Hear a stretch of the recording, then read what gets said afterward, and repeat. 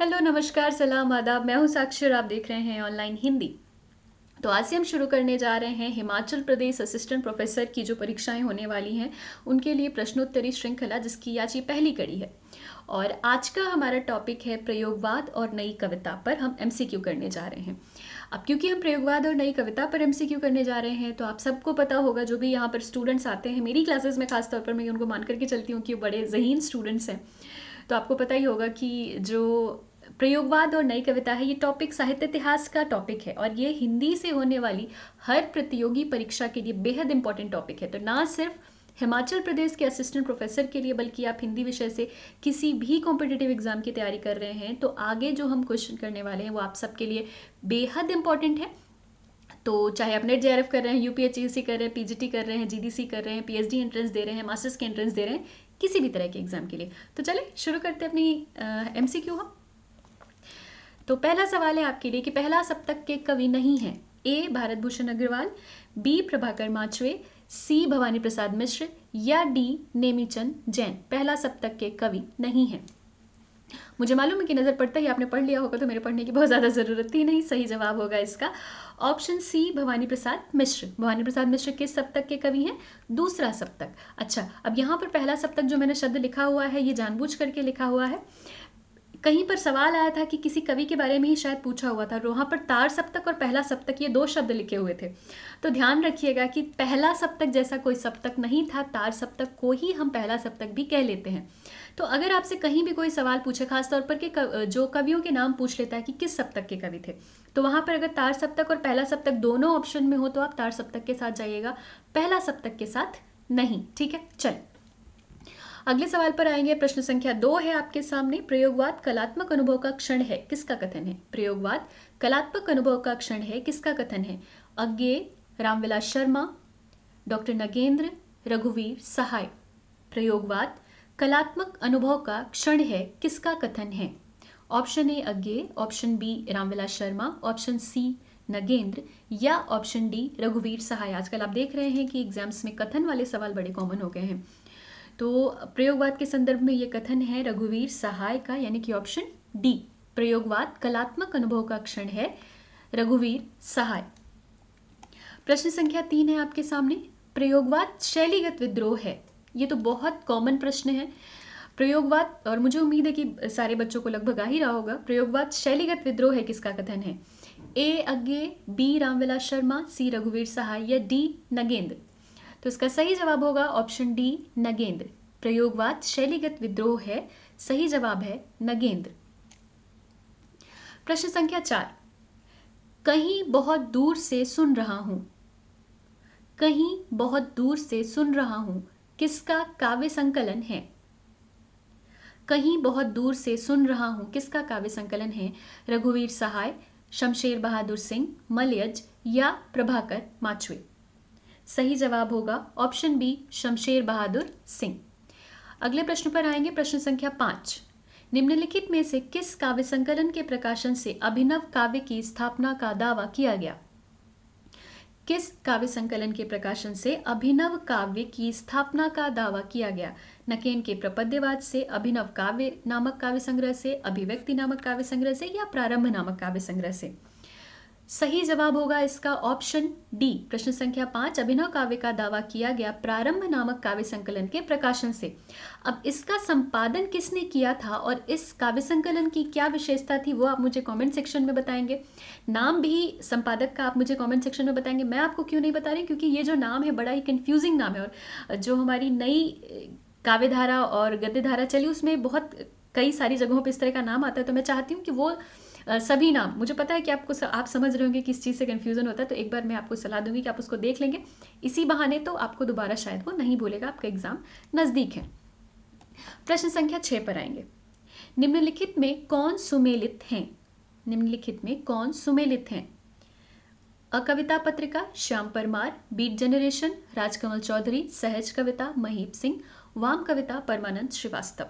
Code है यहाँ पर, आपको बताना है कि कौन से इनमें सही है। 1 2 3 सही है, 2 3 4 सही है, 3 और 4 सही है, या 1 2 और 4 सही है।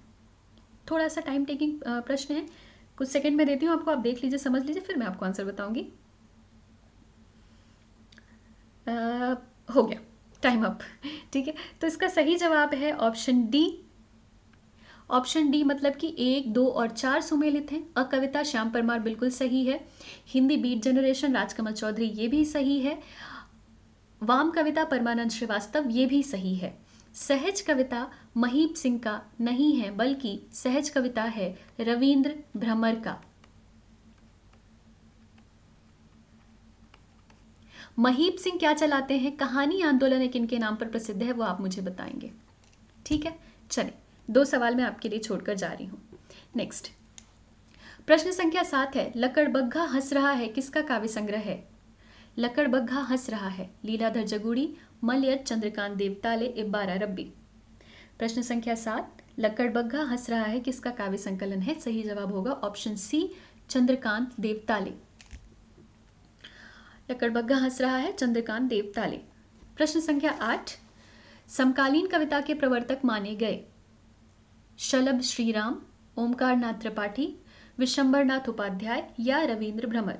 समकालीन कविता के प्रवर्तक, सही जवाब होगा ऑप्शन सी, विशंबर नाथ उपाध्याय। मुझे भ्रम होता है कि प्रत्येक वाणी में महाकाव्य पीड़ा है, किसने कहा? प्रश्न संख्या 9, मुझे भ्रम होता है कि प्रत्येक वाणी में महाकाव्य पीड़ा है, किसने कहा? अज्ञेय, मुक्तिबोध, धूमिल या भवानी प्रसाद मिश्र। सही जवाब होगा, ये पंक्ति किसकी है? मुक्तिबोध की। प्रश्न संख्या बी,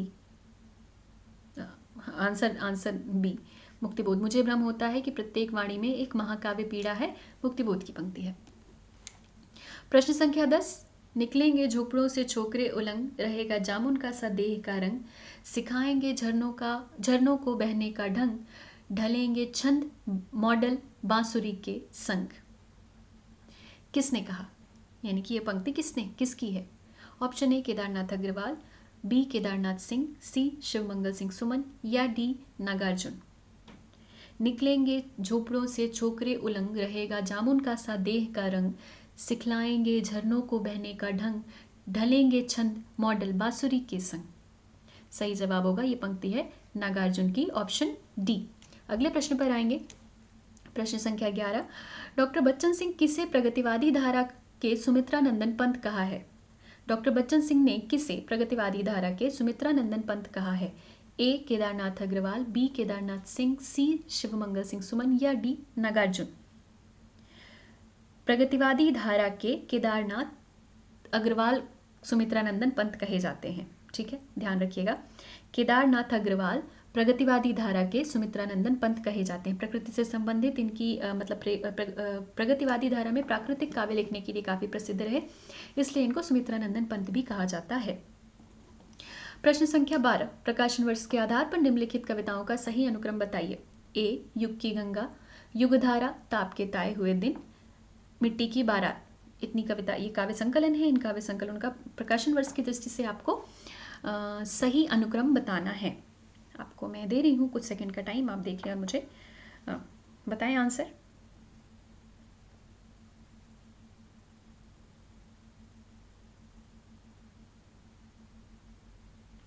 चलिए, तो अब होता है आपका टाइम अप। आपको जितना देखना था आप देख चुके हैं। सही जवाब होगा ऑप्शन सी, युग की गंगा है केदारनाथ अग्रवाल की रचना और प्रकाशन वर्ष है इसका 1947।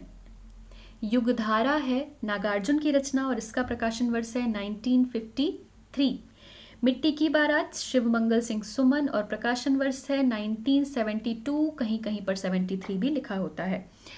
ताप के ताए हुए दिन के रचनाकार हैं त्रिलोचन और प्रकाशन वर्ष है 1980। तो इस प्रकार ऑप्शन सी प्रगतिवादी धारा के प्रमुख काव्य संकलन है। अगले प्रश्न पर आएंगे। प्रश्न संख्या 13, बच्चन सिंह ने किसे खड़ी बोली का प्रथम प्रगतिवादी काव्य माना? बच्चन सिंह ने किसे खड़ी बोली का प्रथम प्रगतिवादी काव्य माना? युगवाणी, युग की गंगा, युगधारा, भस्मांकुर। बच्चन सिंह ने किसे खड़ी बोली का प्रथम प्रगतिवादी काव्य माना? युगवाणी, युग की गंगा, युगधारा, भस्मांकुर। सही जवाब है ऑप्शन ए, युगवाणी। रचनाकार कौन है? तीसरा प्रश्न आपके लिए, आप मुझे बताएंगे कमेंट में, युगवाणी के रचनाकार कौन है जिसे कि बच्चन सिंह ने खड़ी बोली का प्रथम प्रगतिवादी काव्य माना। प्रश्न संख्या 14, काटो काटो काटो कर भी मारो मारो मारो हसिया, हिंसा और अहिंसा क्या है, जीवन से बड़ हिंसा क्या है, किसकी काव्य पंक्ति है? केदारनाथ अग्रवाल, केदारनाथ सिंह, शिवमंगल सिंह सुमन या नागार्जुन? प्रश्न संख्या 14, काटो काटो काटो कर भी मारो मारो मारो हसिया, हिंसा और अहिंसा क्या है, जीवन से बड़ हिंसा क्या है? ये पंक्ति है केदारनाथ अग्रवाल, प्रगतिवादी कवि केदारनाथ अग्रवाल जी की। अगले प्रश्न पर आएंगे। प्रश्न संख्या 15, मीलों के मालिकों को, अर्थ के पैशाचिकों को, भूमि को हड़पे हुए धरणीधरों को मैं प्रलय के साम्यवादी आक्रमण से मारता हूँ। मीलों के मालिकों को, अर्थ के पैशाचिकों को, भूमि को हड़पे हुए धरणीधरों को मैं प्रलय के साम्यवादी आक्रमण से मारता हूँ, किसकी पंक्ति है? केदारनाथ अग्रवाल, केदारनाथ सिंह, शिवमंगल सिंह सुमन या नागार्जुन? सही जवाब होगा ऑप्शन ए, केदारनाथ अग्रवाल। प्रश्न संख्या 16, किस कवि के संदर्भ में बच्चन सिंह लिखते हैं कि उनका विरह न तो छायावादियों की तरह उदात्त है और न नरेंद्र शर्मा की तरह मांसल और क्षयग्रस्त। बच्चन की तरह एकांतिक भी नहीं है। बच्चन यहाँ पर हरिवंश राय बच्चन के लिए, मतलब डॉक्टर बच्चन सिंह यहाँ पर हरिवंश राय बच्चन की बात करें, ठीक है। बच्चन की तरह एकांतिक भी नहीं है, यह पुरवैया के लहरदार गंगा के भंवर में पड़ी हुई छोटी नौका के समान चंचल है।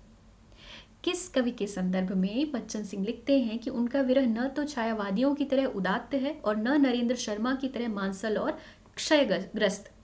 बच्चन की तरह एकांतिक भी नहीं है, वह पुरवैया के लहरदार गंगा के भंवर में पड़ी हुई छोटी नौका के समान चंचल है। Option A Kedarnath Agarwal, option B Kedarnath Singh, option C Shivmangal Singh Suman या ऑप्शन डी नागार्जुन? सही जवाब होगा ऑप्शन सी शिवमंगल सिंह सुमन। प्रश्न संख्या 17, त्रिलोचन के सोनेट किस संग्रह में संकलित हैं? त्रिलोचन के सोनेट किस संग्रह में संकलित हैं? धरती, गुलाब और बुलबुलें, दिगंत, ताप के ताए हुए दिन। प्रश्न संख्या 17, त्रिलोचन के सोनेट, त्रिलोचन के जो सोनेट है उस संग्रह का क्या नाम है? सही जवाब होगा ऑप्शन सी दिगंत। प्रश्न संख्या 18, जन्मकाल के आधार पर निम्नलिखित कवियों का सही अनुक्रम बताइए। ऑप्शन ए में है, मतलब कौन कौन रचनाकार हैं? त्रिलोचन, दिनकर, नागार्जुन, शिवमंगल सिंह सुमन। आप देख लें, कुछ समय का आपको, कुछ सेकंड्स का आपको वक्त दिया जा रहा है, उसके बाद आप मुझे बताएं।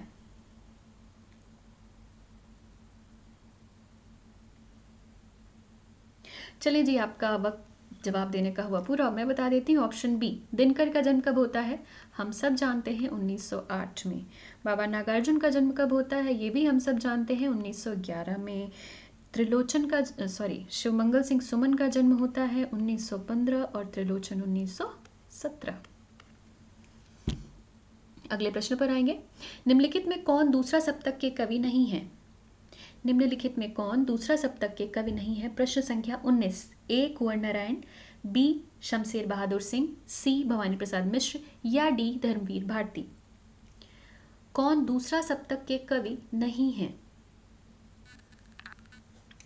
सही जवाब होगा कुंवर नारायण। कुंवर नारायण किस सप्तक के कवि हैं? तीसरा सप्तक के, 3K अगर आपको याद हो तो हम याद करते हैं। नेक्स्ट, तार सप्तक के कवि हैं नेमीचंद जैन, भारत भूषण अग्रवाल, रघुवीर सहाय, केदारनाथ सिंह। कोड के माध्यम से आपको बताना है कि कौन तार सप्तक के कवि हैं।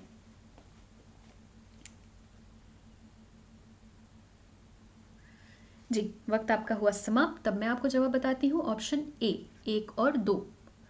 नेमीचंद जैन और भारत भूषण अग्रवाल ये तार सप्तक के कवि हैं, जबकि रघुवीर सहाय दूसरा सप्तक के कवि हैं और केदारनाथ सिंह तीसरा सप्तक के कवि हैं। 3K वाला बात यहाँ भी है, तीसरा सप्तक 3K मतलब केदारनाथ सिंह, कुंवर नारायण और कीर्ति चौधरी, ध्यान रख लीजिएगा। नेक्स्ट, प्रश्न संख्या 21, नकेनवाद को प्रगतिशीलता का अतिवाद किसने कहा है? नकेनवाद को प्रयोगशीलता का, नकेनवाद को प्रयोगशीलता का अतिवाद किसने कहा? ए रामस्वरूप चतुर्वेदी, बी नंद दुलारे वाजपेयी, सी रामविलास शर्मा या डी रघुवीर सहाय? नकेनवाद को प्रयोगशीलता का अतिवाद कहने वाले विद्वान हैं नंद दुलारे वाजपेयी। तो इसका सही जवाब होगा ऑप्शन बी। प्रश्न संख्या 22, रांगे राघव के आख्यानात्मक काव्य अजेय खंडहर का विषय है। अजेय खंडहर की विषय वस्तु है या विषय है ए रामकथा, बी महाभारत की कथा, सी पौराणिक आख्यान या डी स्टालिनग्राद का युद्ध। रांगे राघव के आख्यानात्मक काव्य अजेय खंडहर की विषय वस्तु, सही जवाब होगा ऑप्शन डी स्टालिनग्राद का युद्ध। प्रश्न संख्या 23, अंधेरे में कविता के संदर्भ में किस विद्वान ने लिखा कि यह कविता देश के आधुनिक जन इतिहास का स्वतंत्रता पूर्व और पश्चात एक दहकता हुआ इस्पाती दस्तावेज है। अंधेरे में कविता के संदर्भ में किस विद्वान ने कहा कि यह कविता देश के आधुनिक जन इतिहास का स्वतंत्रता पूर्व और पश्चात एक दहकता इस्पाती दस्तावेज है।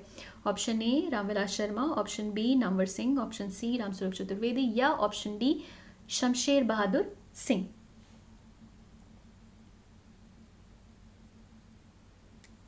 सही जवाब होगा ऑप्शन डी शमशेर बहादुर सिंह।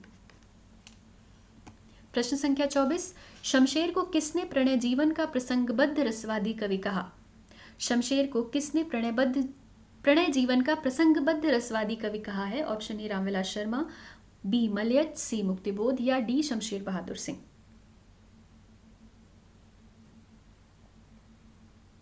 सही जवाब होगा सी मुक्तिबोध।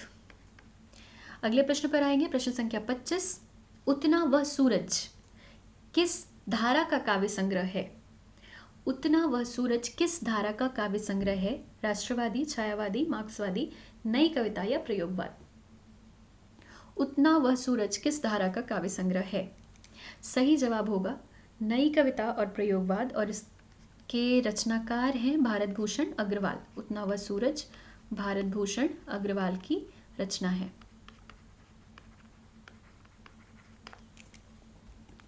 ओके, तो अगर आप एनटीए की तैयारी कर रहे हैं तो ये एक जानकारी है आपके लिए। मैंने टीचमेंट नाम का एक एप्लीकेशन है, ये आपको यहाँ पर इसका वो लोगो दिख रहा होगा, टीचमेंट लिखा हुआ। तो इस एप्लीकेशन पर मैंने एनटीए पढ़ाना शुरू किया है। हालांकि कोर्स एक यूपीएचसीएससी का भी चल रहा है, लेकिन उसमें एडमिशन क्लोज हो चुके हैं, तो इसलिए मैंने उसके बारे में आपको नहीं बता रही हूँ। अभी जो स्टार्ट हुआ है 14 नवंबर से एनटीए का कोर्स है। इस कोर्स में आपको यूनिट 1 से 10 तक सारा जो कुछ भी पढ़ाई जाने वाली चीज़ें हैं वो आपको पढ़ाई जाएंगी, मतलब पूरा कंप्लीट आपको कोर्स कराया जाएगा। इसकी फ़ीस है 4000 रुपये। और आपको अधिक जानकारी अगर चाहिए तो आप इन दोनों ही जो नंबर दिए हुए हैं, इन दोनों ही नंबर्स पे आप टेक्स्ट कर सकते हैं, टेलीग्राम या कि व्हाट्सएप, कहीं भी कोशिश करिएगा मैसेज ही करने की, क्योंकि कॉल लेना, नॉर्मल कॉल लेना मेरे लिए थोड़ा मुश्किल हो जाता है, क्योंकि मैं अभी इंडिया से बाहर हूँ, तो यहाँ नॉर्मल कॉल थोड़ा मुश्किल हो जाती हैं। उसके अलावा एक और कोर्स चल रहा है आचार्य रामचंद्र शुक्ल। आप जानते हैं कि हमारा हिंदी वालों का गीता, पुराण, बाइबल, कुरान, धर्म, ईमान सब कुछ है ये किताब। तो ये किताब भी चल रही है। इस पूरी किताब का अध्ययन आपको मिलेगा सिर्फ 500 रुपये में, और ये 1 नवंबर से शुरू हो चुका है कोर्स। तो अगर आप ये कोर्स भी लेना चाहते हैं तो सेम प्रोसेस, आप हमें कांटेक्ट कर लेंगे, हम आपको बता देंगे सारा प्रोसेस क्या है। टीचमेंट एप्लीकेशन पर ये क्लास भी चलती है। अगर आप ये कोर्स, अगर आप एनटीए का कोर्स लेते हैं तो आपके लिए आचार्य रामचंद्र शुक्ल की क्लास के लिए कुछ भी अलग से पे नहीं करना पड़ेगा। आपको आचार्य रामचंद्र शुक्ल की क्लास एनटीए वाले कोर्स के साथ फ्री मिलेगी। लेकिन अगर आप एनटीए नहीं ले रहे हैं तो आप अकेले रामचंद्र शुक्ल का कोर्स भी परचेस कर सकते हैं। क्लासेस की टाइमिंग, अभी जो हम एनटीए की क्लासेस चला रहे हैं वो होती है सुबह 11:30 AM पर होती है क्लास, मंडे टू फ्राइडे। और आचार्य रामचंद्र शुक्ल वाली जो क्लास हो रही है वो होती है शाम में 7:15 पर, ट्यूसडे, वेडनेसडे और थर्सडे, 3 दिन, हफ्ते में 3 दिन ये क्लास होती है। और मंडे टू फ्राइडे एनटीए की क्लासेस होती हैं। इसके अलावा आप टीचमेंट एप्लीकेशन पर मेरी क्लासेस को फ्री भी ज्वाइन कर सकते हैं, मतलब वहाँ पर वीकेंड पर मैं क्लासेस, फ्री क्लासेस लेती हूँ। जैसे आप देख रहे हैं कि फ्राइडे तक ही जो पेड कोर्सेज की क्लासेस हैं वो चल रही हैं, तो सैटरडे संडे की क्लासेस हम वहाँ पर फ्री रखते हैं सुबह 10 बजे। तो अगर आप वहाँ भी आना चाहें तो आप वहाँ भी आ सकते हैं। अधिक जानकारी के लिए नंबर दिए गए हैं, आप वहाँ पर कॉन्टैक्ट कर सकते हैं और हमारी कोर्सेज को ज्वाइन कर सकते हैं। जी, तो आज के लिए इतना ही। मुझे पूरी उम्मीद है कि आपको सवाल पसंद आए होंगे। अगर पसंद आए होंगे तो अपने दोस्तों के साथ शेयर कर दीजिएगा। और हाँ ठीक है, बाकी सारी चीज़ें जो की जाती हैं, लाइक शेयर सब्सक्राइब। और कैसा लगा, और अगर आपका जो यूपीएचसीएससी वाले, नहीं सॉरी यूपीएचसीएससी नहीं, अभी मैं यूपीएचसीएससी पढ़ा रही हूँ तो मेरे जहन पे यूपीएचसीएससी ही चढ़ा रहता है। हिमाचल प्रदेश देने जाने वाले जो भी स्टूडेंट हैं, अगर उनको लग रहा है कि कोई स्पेशल कोई ऐसा टॉपिक है जो कि उनको पढ़ना है, या उनको उससे एमसीक्यू करना है, या वो टॉपिक उनको समझ नहीं आ रहा है, तो आप मुझे इन्हीं नंबर्स पर टेलीग्राम या व्हाट्सएप पे मैसेज भी कर सकते हैं। तो मैं वो टॉपिक भी कोशिश करूँगी, अगर पढ़ाने लायक ऐसा नहीं रहे कि बहुत बड़ा टॉपिक हो उसको पढ़ाने में 10 दिन का टाइम लगे, अगर थोड़ा सा टॉपिक होगा, छोटा टॉपिक होगा, एक दो बार में समझा देने का होगा, तो मैं आपको उसको ज़रूर समझाने की कोशिश करूँगी जिससे आपका एग्ज़ाम अच्छा हो। तो चलिए जी, देखते रहें ऑनलाइन हिंदी, अपना ख्याल रखें, खुश रहें और पढ़ाई करते रहें। Bye bye, take care.